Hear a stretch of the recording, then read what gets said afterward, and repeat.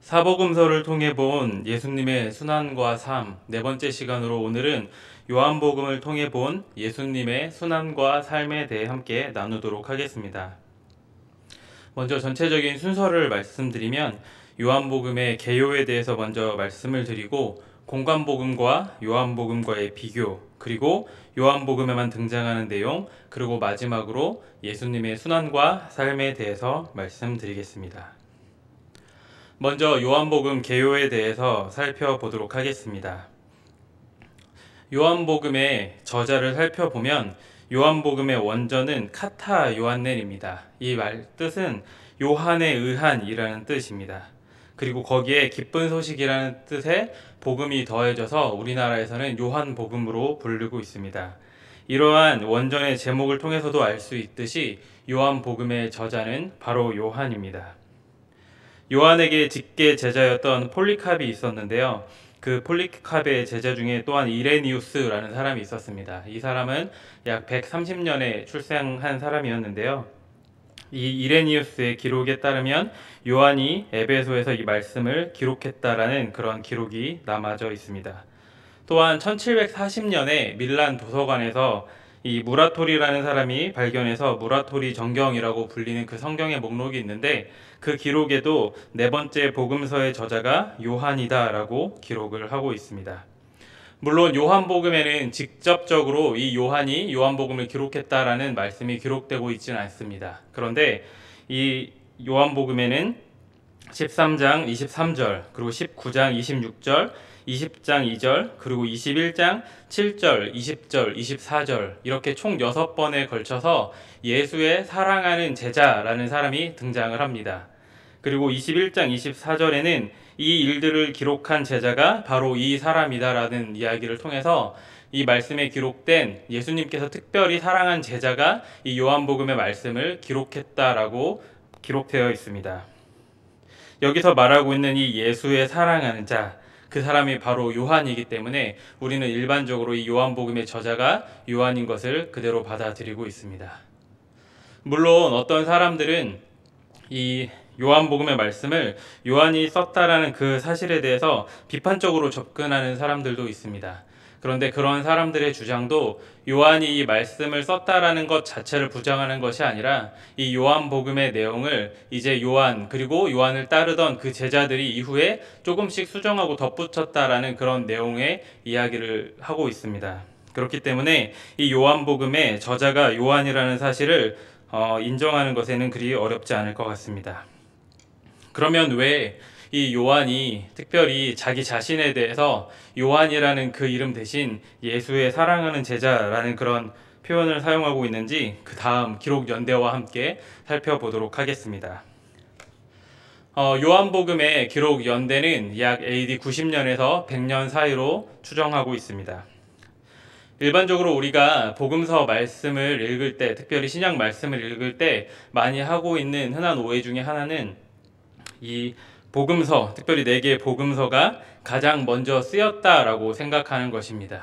왜냐하면 이 4개의 복음서가 다루고 있는 그 시점, 예수님께서 태어나신 그 기원전 4년부터 약 30년까지 그 비교적 빠른 시간의 일들을 기록하고 있고, 그리고 성경의 배치에서도 가장 먼저 배치가 되어 있기 때문에 많은 사람들은 이 4개의 복음서가 모든 신약 성경 중에 가장 먼저 쓰인 것이 아닌가 하는 그런 착각을 하곤 합니다. 그런데 실제로 야고보서가 약 45년에 가장 먼저 쓰였고요. 그리고 나서 데살로니가 전서와 후서, 갈라디아서, 고린도 전서와 후서, 그리고 로마서 등등이 먼저 쓰이고 나서 그 이후에 공관복음과 사도행전이 기록되게 되는데 이것들이 이제 60년 이전에 기록이 됩니다. 그리고 60년과 70년 사이에 이제 공동서신들, 그 외에 이제 공동서신들이 기록됩니다. 그런데 요한복음은 이제 다른 복음서와도 어느 정도 시대적인 차이가 있어서 90년과 100년 사이에 쓰였습니다. 이 시대에 쓰인 성경이 총 5권이 있는데 요한복음과 요한 1서, 요한 2서, 그리고 요한 3서, 그리고 요한 계시록 이렇게 5개의 성경이 이 시대에 쓰여 있습니다. 그렇기 때문에 시대적으로 많은 차이점이 존재하고 있습니다. 특별히 이 AD 90년에서 100년 사이 그 배경에 대해서 우리가 좀 알아볼 필요가 있는데, 이 시대에는 계속해서 유대교의 탄압으로 인해서 많은 사람들이 힘들게 신앙생활을 하고 있었던 시점입니다. 요한은 특별히 그 시대에 이 요한복음 말씀을 기록함을 통해서 이 신앙을 지키고자 했던 사람들에게 힘과 용기를 북돋아 주고자 했던 그런 여러 가지 의도들을 가지고 말씀을 기록하게 되었는데, 그렇기 때문에 이 요한복음을 직접적으로 읽게 되는 그와 어느 정도의 연관성이 있는 요한의 제자들, 그리고 같이 신앙생활하던 공동체 사람들에게 요한이 가지고 있는 그런 신앙적인 정통성을 조금 더 강조하기 위해서 특별히 예수님의 사랑하는 제자라는 표현으로 자기 자신에 대해서 언급을 하면서 이 말씀을 기록하고 있습니다. 계속해서 이 기록 장소를 보면, 앞서 그 저자에 대해서 말씀드릴 때 그 이레니우스의 발언에 대해서 말씀드렸는데, 그러한 말씀들을 통해서, 그리고 또한 많은 기록들을 통해서 요한이 에베소 지역에서 이 말씀을 기록했다라고 우리는 추정해 볼 수 있습니다. 기록 목적 앞서 잠깐 말씀드렸지만, 이제 요한이 그 마지막 90년과 100년 사이에 있었던 그 신앙을 지켰던 그 사람들에게 이 요한복음의 말씀을 통해서 예수님이 누군지에 대해서 분명하게 이야기를 하고, 또한 요한계시록의 말씀을 통해서 반드시 하나님께서 마지막 때에 실제적으로 다시 오실 것이라는 것을 약속하고 있고요. 요한 1, 2, 3서의 편지들을 통해서 그들이 지켜야 할 그런 신앙적인 태도에 대해서 알려주고 있습니다. 특별히 요한복음에는 조금 더 구체적으로 그 말씀 안에 이 요한복음 말씀이 기록된 목적이 기록되어 있습니다. 요한복음 20장 31절 말씀 함께 읽도록 하겠습니다. 오직 이것을 기록함은 너희로 예수께서 하나님의 아들 그리스도이심을 믿게 하려 함이요 또 너희로 믿고 그 이름을 힘입어 생명을 얻게 하려 함이니라. 이 말씀을 통해 이 요한복음의 말씀이 기록된 이유, 예수님께서 바로 하나님의 아들 예수 그리스도이심을 믿게 하려는 것, 그리고 그 사실을 믿음으로 말미암아 말씀을 듣는 이들에게 영원한 생명을 주기 위함이라는 사실을 명확하게 말씀 가운데 기록하고 있습니다. 이 말씀의 수신인은 소아시아의 성도들입니다. 특별히 이제 디아스포라를 통해서 흩어져 있었던 유대인들, 그리고 헬라 세계의 독자들을 수신인으로 하고 있습니다.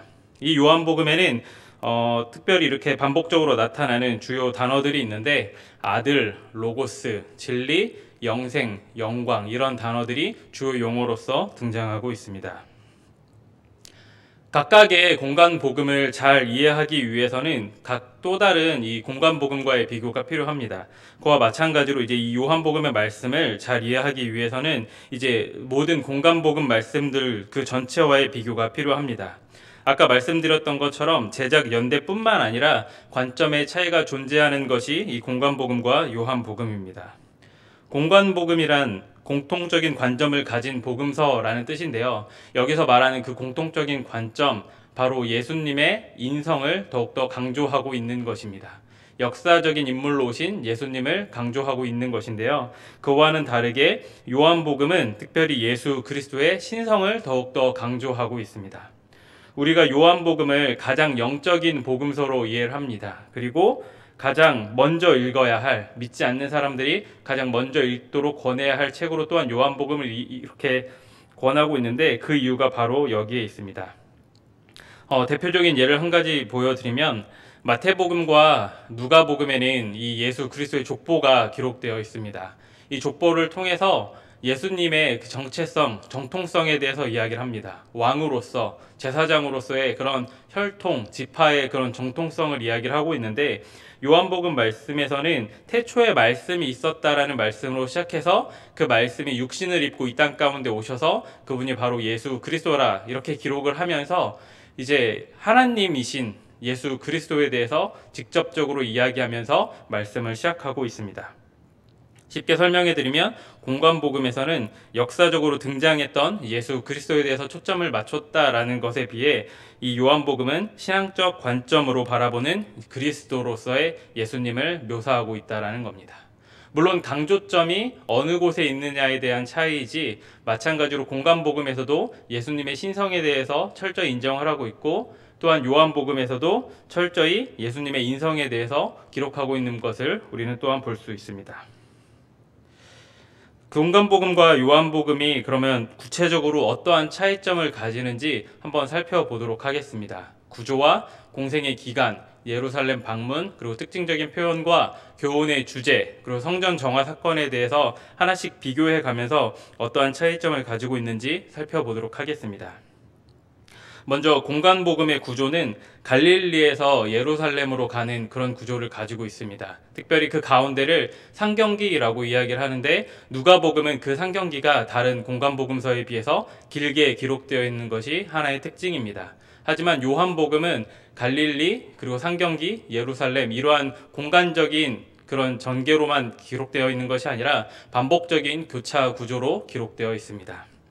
공생의 기간 마찬가지로 이제 공간복음에서는 약 1년 정도, 그리고 갈릴리를 중심으로 활동한 걸로 기록되어 있는데, 요한복음에서는 약 3년에 걸쳐서 예수님께서 공생의 활동을 한 것으로 기록되어 있습니다.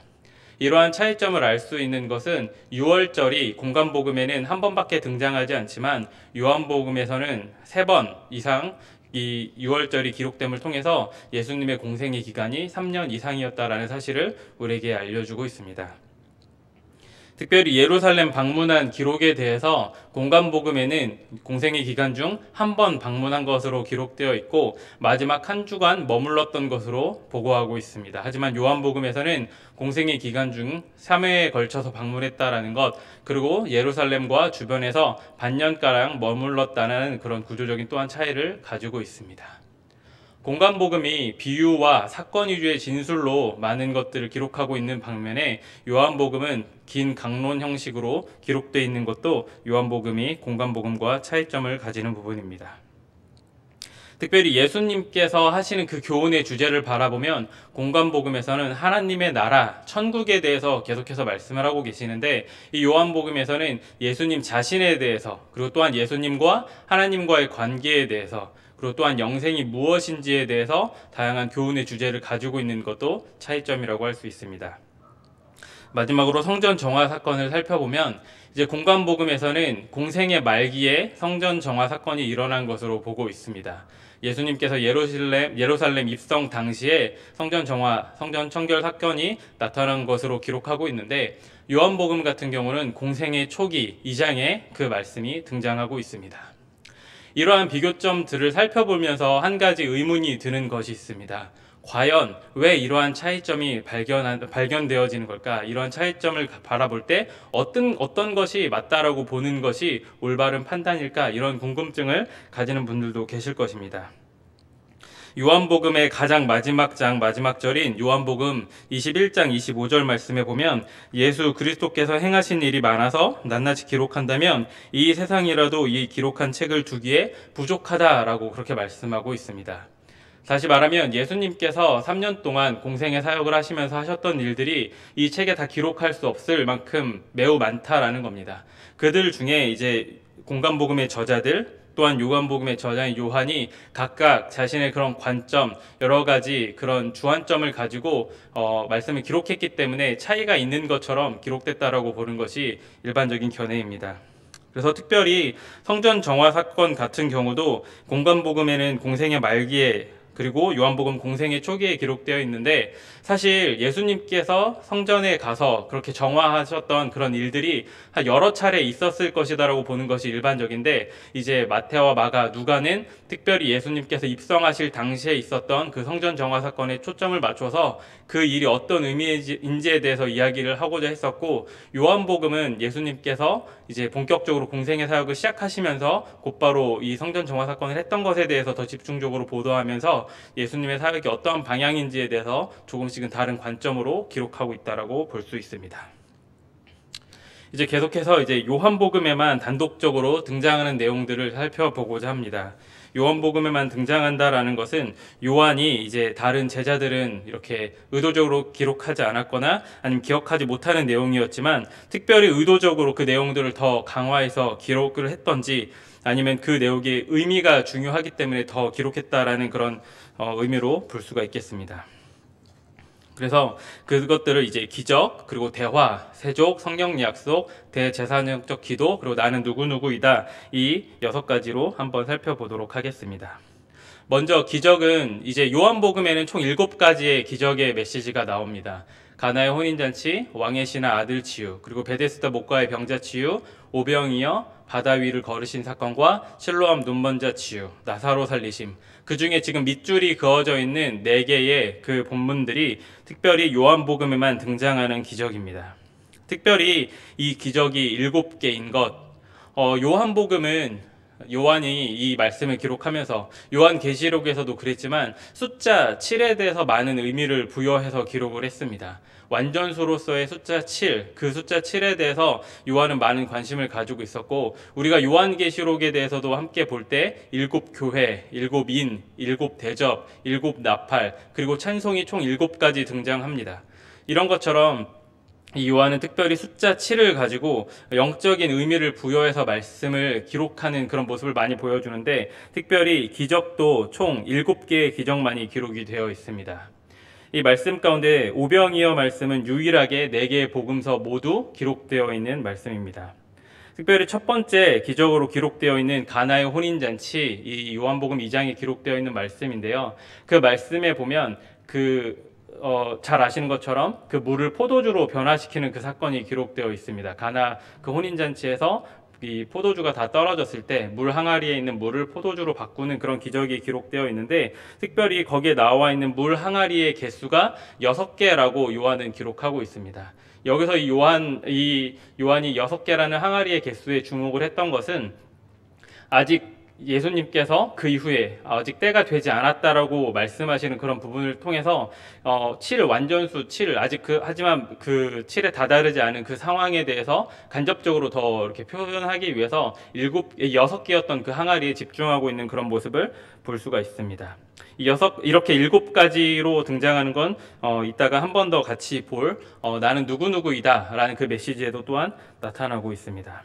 여기서 이렇게 물론 이 각각의 기적의 의미들, 그리고 각각의 모든 내용들을 하나하나 신학적으로 우리가 살펴볼 수 있으면 참 좋겠지만 시간이 많지 않기 때문에 이렇게 열거하는 식으로 좀 넘어가도록 하겠습니다. 계속해서 요한복음에만 등장하는 대화의 내용들을 살펴보면 3장에 니고데모와의 대화가 있습니다. 우리가 잘 아는 것처럼 니고데모라는 사람이 어떻게 하면 영생을 얻을지에 대해 질문을 하고, 그것에 대한 대답으로 예수님과 함께 대화를 이어가는 그런 내용이 3장에 담겨져 있습니다. 그리고 이 말씀의 연장선상에서 우리가 너무나도 잘 아는 요한복음 3장 16절의 말씀이 기록되고 있습니다. 또한 4장 말씀에서는 사마리아 여인과의 대화가 기록되고 있습니다. 마찬가지로 우리가 너무나도 잘 아는 하나님은 영이시니 예배하는 자가 영과 진리로 예배할 것이다라는 이 4장 24절의 말씀이 이 사마리아 여인과의 대화의 연장선상에서 등장을 하고 있고요. 그리고 8장에 간음하다가 잡힌 여인을 용서하시고 그 여인과 대화를 하면서 이제 일어나는 일들도 유일하게 요한복음에만 등장하고 있습니다. 계속해서 요한복음 13장 1절부터 11절까지는 예수님께서 제자들의 발을 씻기신 세족 사건이 기록되어 있습니다. 이 말씀 역시 다른 복음서에는 기록되어 있지 않지만 특별히 요한복음에만 기록이 되어 있습니다. 그리고 특별히 성령 약속 또한 이 요한복음에 기록되어 있습니다.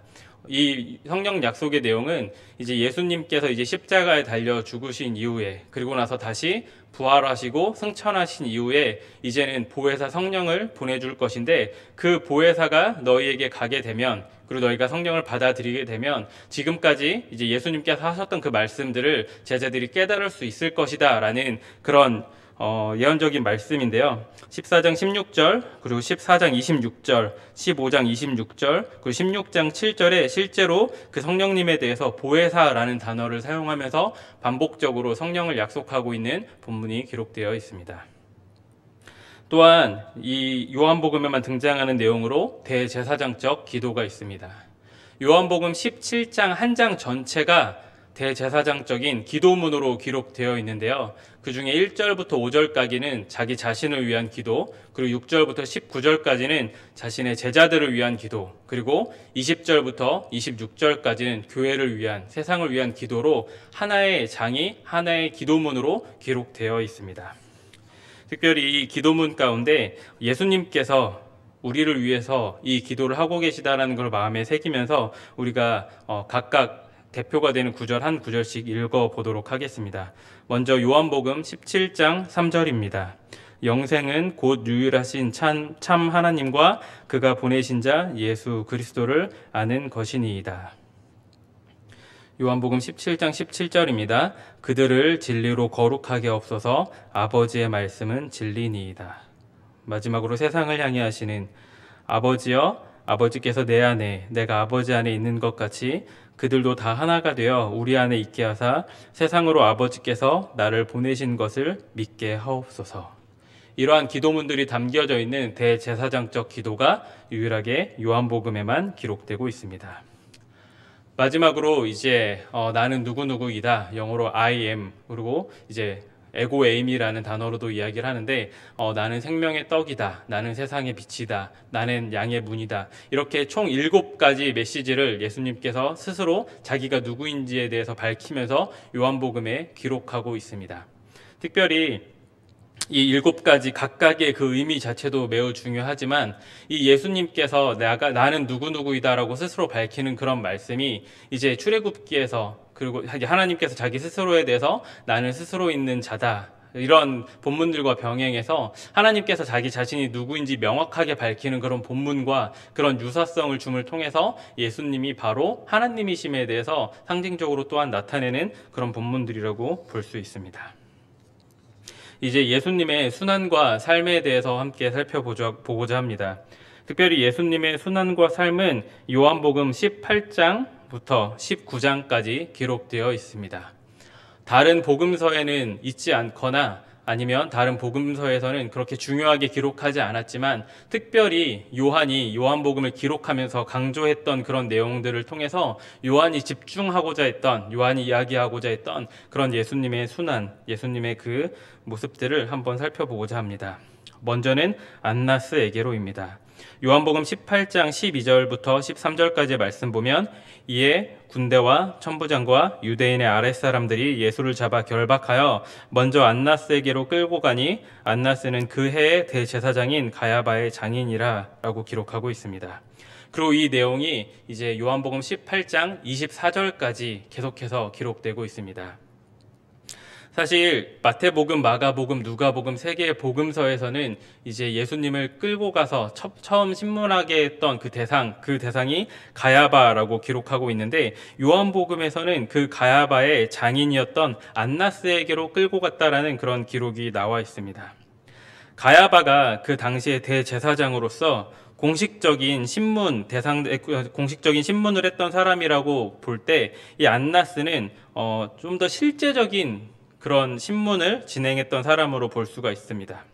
이 안나스라는 사람은 6년부터 15년까지 걸쳐서 대제사장을 역임을 했는데 그의 아들 중에 4명이 또한 대제사장을 지냈습니다. 그리고 오늘 말씀에 등장하는 가야바는 그의 사위였죠. 다시 말하면 이 안나스라는 사람은 그 당시에 그 누구도 건드릴 수 없는 대제사장들이, 그 많은 대제사장들의 아버지, 또한 장인으로서 그 당시에 많은 권력을 가지고 있었던 사람입니다. 단순히 하나님의 종으로서 등장하는 것이 아니라 사실은 로마랑 결탁한 그 당시에 권력을 쥐고 있었던, 어찌 보면 많이 부패하고 이 세상의 세속 안에 무릎 꿇은 그런 인물, 하지만 그 무릎 꿇은 대가로 이 세속의 힘을 얻고 있었던 존재로서 이 안나스가 존재하고 있는데, 특별히 요한복음에서 요한은 가야바, 공식적인 신문을 했던 가야바 대신 실제적인 그런 힘을 가졌던 안나스에게로 끌고 갔다라는 그런 기록을 통해서 예수님이 겪었던 그 고난이 어떠했는지에 대해서 더욱 부각하고 있는 것입니다.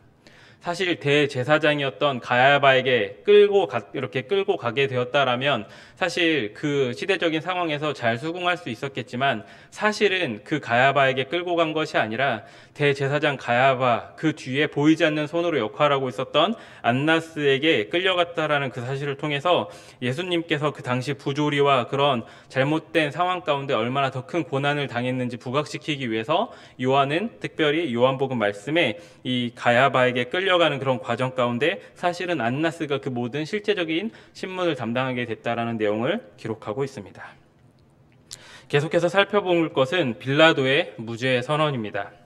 요한복음 말씀에는 이 빌라도가 예수님에 대해서 무죄 선언을 했다라고 기록한 본문이 반복적으로 등장을 합니다. 18장 38절과 19장 4절, 19장 6절에 반복적으로 이 빌라도가 예수님에 대해서 아무런 죄도 찾지 못했다라는 그런 증언을 했다라고 기록하고 있습니다. 이 누가복음에서도 마찬가지로 빌라도가 예수님에 대해서 아무런 죄를 찾지 못했다라는 그런 묘사가 나오고 있긴 하지만 조금 소극적으로 묘사가 되어 있습니다. 그에 반면에 이제 부정의 의미가 담긴 우크라는 단어가 있는데 여기서는 강조적인 부정, 우데미안이라는 단어를 사용하면서 이제 이 빌라도가 예수님에 대해서 죄를 이렇게 죄명을 붙이는 것을 극히 꺼렸다라는 것을 반복적으로 이야기를 하고 있습니다. 요한이 이 말씀에서 이렇게 빌라도의 무죄 선언을 반복적으로 기록한 것, 요한이 빌라도에게 아무런 책임이 없다라는 것을 이야기하기 위해서가 아니었습니다. 분명 빌라도도 그 아무런 죄가 없었던 예수님을 결국은 십자가에 달려 죽도록 했기 때문에 그에게도 분명한 책임이 있습니다. 그럼에도 불구하고 요한이 이 요한복음 말씀을 기록하면서 반복적으로 빌라도가 예수님에 대해 무죄 선언을 했다라고 강조하고 있는 것은 예수님께서 실제로 아무런 죄도 없으셨던 분이라는 그 사실을 강조하기 위해서입니다. 다시 말씀드리자면 이 빌라도에게 면책을 주기 위한 것이 아니라 예수님이 정말로 아무 죄가 없었다라는 것을 반복해서 강조하고 있는 것입니다. 계속해서 말씀을 살펴보도록 하겠습니다. 이제 제비 뽑은 군인들에 대한 내용입니다. 다른 복음서에도 마찬가지로 예수님의 옷을 제비 뽑았다라는 그런 내용들은 기록되고 있습니다. 하지만 이 요한복음 19장 23절부터 24절의 말씀에서처럼 이렇게 하나하나 눈앞에서 보는 것처럼 잘 묘사해서 이러한 말씀들을 기록하고 있지 않습니다. 요한이 특별히 이렇게 자세하게 이 당시의 상황을 묘사하고 있는 이유는 먼저는 예수님께서 말씀을 명확하게 성취하셨다는 것을 다시 이야기하기 위해서였습니다. 그냥 지나가는 이야기로 이 군인들이 제비 뽑았다라는 말로 그치는 것이 아니라 구체적인 상황과 구체적인 묘사를 통해서 그 일이 실제로 있었다라는 것, 그리고 그 일이 구약의 말씀을 확실하게 성취하고 있었다라는 그 사실을 이 말씀을 통해 기록하고 있습니다. 특별히 말씀 가운데 속옷에 대해서 강조돼서 기록되고 있는 내용이 있습니다. 이 속옷에 대해서 호지 않고 위에서부터 통으로 짠 속옷이다라고 이렇게 기록을 하고 있습니다. 마태, 마가, 누가 그 누구도 예수님의 속옷에 대해서는 그렇게까지 관심을 보이지 않았는데 이 요한이 특별히 예수님의 속옷에 대해서 그 속옷이 어떤 속옷이었는지까지 이렇게 이야기를 하고 있는 것은 사실 또 그 안에 담겨져 있는 의미가 있습니다. 사실 말씀에 기록된 호지 않고 위에서부터 통으로 짠 속옷, 이것을 의미하는 단어가 키톤이라는 단어인데 사실 이 키톤은 일반적으로 모든 사람들이 입을 수 있었던 그런 속옷이 아니었습니다. 당시에 제사장들만 입을 수 있었던 고급스러운 재질로 만들었던 고가의 옷이 바로 이 키톤이라는 속옷이었습니다. 이 요한은 예수님께서 입고 있었던 속옷이 바로 그러한 속옷인 것을 이야기함을 통해서 예수님이 제사장으로서 또한 그 역할을 감당하고 있었다라는 그런 상징적인 의미를 이 말씀 가운데 담아내고 있습니다. 계속해서 살펴볼 것은 이제 요한복음에 등장하는 가상칠언입니다. 가상칠언 말씀 그대로 총 7개 예수님께서 십자가 도상에서 말씀하신 그 메시지가 있는데 요한복음에는 3개의 가상칠언의 메시지가 등장합니다. 먼저 등장하는 메시지는 26절과 27절에 기록되고 있는데요. 여자여 보소서 아들이니이다. 그리고 또한 보라 내 어머니라. 우리가 이 말씀을 접하면서 우리가 일반적으로 이 말씀을 통해 느끼는 건 예수님께서 그 육신의 어머니마저도 이렇게 잘 챙기고 섬겼다라는 그런 관점에서 이 말씀을 우리가 이해할 때가 많습니다. 그런데 이 말씀의 원어를 살펴보면 그 의미가 더욱더 우리에게 큰 의미로 주고자 하는 그런 의미가 있음을 깨닫게 됩니다. 여기서 기록된 여자여라는 단어, 특별히 이렇게 여인들을 부를 때 약간 나이가 있는 여인들을 존칭해서 부를 때 이런 호칭으로서 귀나이라는 그런 표현을 사용하고 있는데요. 특별히 예수님께서 이러한 호칭으로 자신의 어머니였던 마리아를 부르고 있는 성경 말씀이 또 있습니다. 아까 예수님의 그 기적에 대해서 이야기를 하면서 가나의 혼인잔치 말씀드렸었는데 그때 예수님께서 이제 예수님의 어머니였던 마리아에 대해서 불렀던 그 명칭이 마찬가지로 귀나이였습니다. 동일한 단어를 공생의 초기와 그리고 십자가 도상에서 반복적으로 이야기함을 통해서 예수님께서 이 공생의 처음과 끝에 대해서 이 단어를 가지고 연속성을 가지고 표현하고 있다라는 그 사실을 알 수가 있습니다. 또한 더 나아가서 이제 창세기 3장 15절 말씀에 보면 그 여자에 대한 그런 말씀이 있습니다. 그 뱀으로 말미암아 상하게 하게 된 뱀이 이제 상하게 했을 때, 그 원시복음이라고 말하는 그 창세기 3장 15절에 그 말씀이 있는데, 거기서 등장하는 이 여인이라는 단어, 이 원시복음에 등장하는 단어 역시 이제 이 70인역으로 번역했을 때 귀네라는 단어를 사용하는데, 이 귀나이라는 단어와 상당히 유사한 단어입니다. 그래서 단순히 이 말씀들을 통해서 이 요한이 예수님께서 십자가 도상에서 했던 이 이야기가 단순히 이 인간의 어머니로서 마리아를 챙기기 위한 그 목적도 있겠지만, 거기에 더 나아가 이제 창세기부터 시작되었던 구속사적인 그런 사역들을 마무리하시는 것, 그리고 공생의 처음과 끝을 마무리하고자 하는 그런 상징적인 의미가 이 말씀 가운데 담겨져 있다는 것을 우리는 깨달아야 합니다. 이렇게 창세기까지 연관지어 보는 것이 조금은 과하다고 생각하실 수도 있을 것 같습니다. 하지만 요한복음 1장 1절의 시작과 창세기 1장 1절의 시작을 비교해 보면, 요한이 예수 그리스도에 대해서 묘사하면서 태초에 천지를 지으신 하나님, 그 연관성을 짓기 위해서 예수님에 대해서도 태초에 말씀이 계셨다라는 그런 요한복음 1장 1절의 말씀을 통해서 계속해서 증언하고 있는 그런 모습을 발견할 수 있습니다. 계속되어지는 두 번째, 요한복음에서 기록된 두 번째 가상칠언의 메시지는 내가 목마르다입니다. 요한복음 19장 28절에 기록되어 있는데요. 이제 앞서 이 제비뽑기를 통해서 군병들이 자기도 모르는 사이에 이제 시편 22편 18절에 있었던 그 말씀을 성취하게 됩니다. 제비뽑나이다, 이 말씀을 이제 그들은 자신들도 알지 못하는 사이에 그들을 통해 말씀의 성취가 이루어졌는데, 예수님께서는 결코 그렇지 않으셨죠. 모든 행하시는 일들, 예수님께서 그 일의 의미가 어떠한 것인지를 다 알고 계셨고, 마찬가지로 이 말씀에서도 모든 일이 이미 이루어진 줄 아시고 성경을 응하게 하려 하사 이르시되 내가 목마르다 하시니, 이 말씀을 통해서 예수님께서 성경의 성취, 말씀의 성취에 대해서 반복적으로 우리에게 알려주고 계십니다. 사실 단순히 예수님께서 이 당시에 목마르지 않은 상황에서 이 말씀을 응하게 하기 위해서만 하셨던 메시지는 결코 아니죠. 마태복음과 마가복음의 메시지에서 너무나도 극심했던 고통 가운데 엘리 라마 사박다니, 나의 하나님 어찌하여 나를 버리셨나이까, 이러한 절규의 메시지가 담겨져 있는데, 이 요한복음에서는 특별히 그러한 극심한 고통, 극심한 아픔과 여러 가지 그런 정서적 어려움이 있었지만, 그것보다 또한 하나님으로서 이 땅 가운데 오신 그 예수 그리스도, 그 사역을 마치기 위해서 다 이루어 내가 목마르다라는 이 표현을 통해서 조금 더 그 표현을 완화하는 그런 모습을 통해서 하나님의 신성과 사람의 인성까지 완벽하게 조화롭게 표현해내고 있는 것이 이 말씀에 등장하고 있는 내가 목마르다입니다. 그리고 마지막으로 예수께서 신 포도주를 받으신 후에 이르시되 다 이루었다 하시고 머리를 숙이니 영혼이 떠나가시니라. 이제 마지막 세 번째로는 다 이루었다라는 말씀이 기록되어 있습니다. 실제로는 이 다 이루었다라는 말씀 이후에 누가복음에 기록되어 있는 아버지여 내 영혼을 아버지 손에 부탁하나이다 라는 말씀이 실제로 이 가상칠언의 메시지 중에 더 있는데, 요한은 특별히 이 말씀 가운데 인간적인 아픔, 고통 이런 것보다 이제 하나님으로서 모든 구속사역을 마치신 그 상황에 대해서 더 부각시키기 위해서 이 마지막 메시지를 다 이루었다라는 메시지로 표현하고 기록하고 있습니다. 계속해서 이제 물과 피에 대해서 살펴보도록 하겠습니다. 이제 요한복음 19장 31절부터 37절까지는 죽음 이후의 일들이 기록되어 있습니다.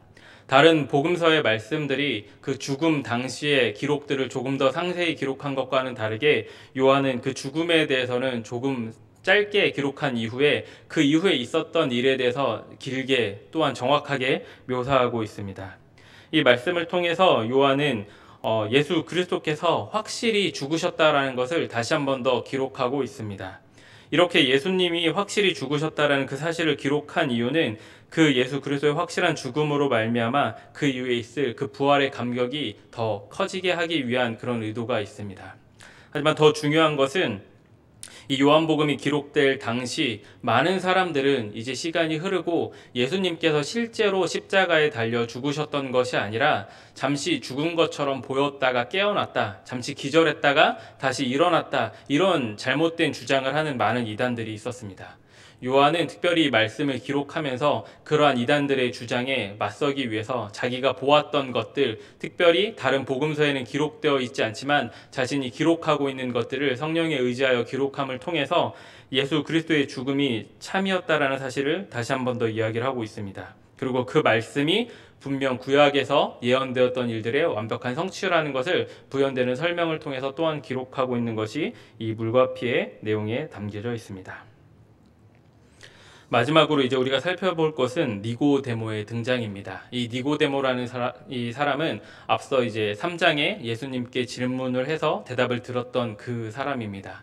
그런데 이 니고데모가 특별히 이 아리마대 사람 요셉과 더불어서 예수님을 장례 치른 사람으로 말씀 가운데 등장합니다.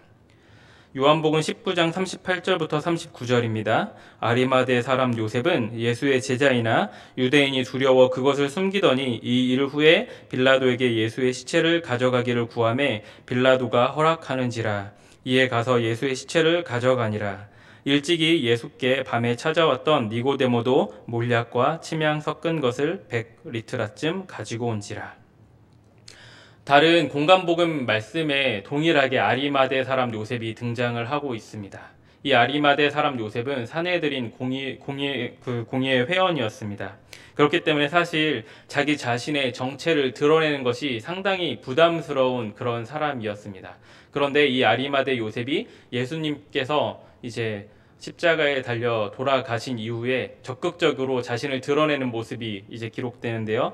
그래서 이제 예수님의 시체를 가져다가 장사를 지내고 있는 것을 묘사를 하고 있습니다. 그런데 요한복음에는 특별히 이제 아리마대 요셉 외에 이 니고데모라는 사람도 마찬가지로 예수님께 찾아와서 함께 장례를 치르기를 요청했다라는 그런 기록을 남겨 놓았습니다. 왜 다른 그런 제자들은 복음서의 저자들은 니고데모에 대해서 언급하지 않았는데 요한복음은 특별히 니고데모에 대해서 한 번 더 언급하면서 이 사실을 기록하고 있을까요? 여기에는 또한 요한이 그 당시의 시대의 사람들에게 하고자 하는 그런 메시지가 담겨져 있었습니다. 요한복음이 기록되던 이 90년부터 100년 사이에 많은 사람들, 특별히 기득권에 있었던 많은 크리스찬들이 자기가 그런 가지고 있는 사회적인 지위나 여러 가지 것들을 빼앗길 것을 두려워해서 예수님을 믿는다라는 그 사실 자체를 이제 다른 사람들에게 드러내지 않고 혹은 그런 것들이 드러날 위기에 처했을 때 배교하는 그런 모습을 많은 사람들이 보여줬습니다. 그런데 요한복음에서 요한은 특별히 이 니고데모의 이름을 등장시킴을 통해서 이 역시도 사내들인 공의회 회원이었기 때문에 자기 자신에 대해서 드러내는 것이 결코 쉽지 않은 일이었지만 자신에 대해서 명확하게 나타나는 그런 상황을 통해서 예수님의 장례를 치렀다. 다시 말하면 이 아리마대 사람 요셉뿐만 아니라 니고데모라는 사람 역시 자기 자신의 신분의 노출을 두려워하지 않고 예수님을 위해 헌신했던 그런 모습을 가지고 있었다라는 것을 이 말씀을 통해 기록하고 있습니다. 이런 말씀을 통해서 그 당시에 힘들어하고 있었던 사람들, 하지만 절대로 예수님을 향한 믿음을 저버리지 않고 각자 자기가 있는 그 위치에서 예수님의 제자인 것을 잘 드러내며 살 것을 요한은 이야기하고 싶었기 때문에 특별히 이 예수님의 이런 고난, 순환의 기사 가운데 이 다시 한 번 더 니고데모라는 사람의 이름을 정확히 명시함을 통해 우리에게 교훈을 주고 있습니다. 말씀을 마무리하도록 하겠습니다. 예수님의 순환과 삶, 우리가 안나스에게로 갔던 예수님을 통해서 우리가 특별히 요한복음의 말씀에서 강조되어지고 있는 것, 예수님께서는 정말로 극심한 고난을 겪으셨다라는 것을 우리는 살펴보았습니다.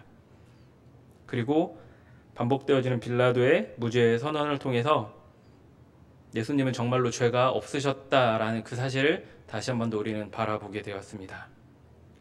제비 뽑은 군인들의 모습을 통해서 완벽하게 구약에 있었던 그 예언을 성취하신 그 모습을 살펴보게 되었고, 요한복음의 가상 7원을 통해서 예수 그리스도가 구속사를 이루신 완벽한 하나님이심에 대해서 우리가 또한 바라보게 되었습니다. 그와 동시에 완벽한 사람으로 죽임당한 그 모습을 그 물과 피를 통해서 우리는 살펴보게 되었습니다. 그리고 이제 우리에게 주는 도전, 그 니고데모의 모습처럼 이제 우리가 어디에 있든지 어떤 상황에 처해 있든지 우리가 예수님을 믿음을 통해서 잃게 되는 것이 무엇이든지 그런 것들 상관없이 어디서나 우리가 예수 그리스도의 제자된 모습으로 살 것을 이러한 고난의 모습을 통해서 우리에게 말씀해 주고 있습니다. 제가 준비한 말씀은 여기까지입니다. 저는 이 말씀을 준비하면서 반복적으로 이 요한복음에 대해서 기록되어 있는 요한복음과 다른 복음서의 그런 차이점을 이렇게 찾아보기 위해서 계속해서 이 고난 기사를 반복적으로 묵상하고 또한 바라보게 되었습니다. 결코 쉬운 일은 아니었습니다. 왜냐하면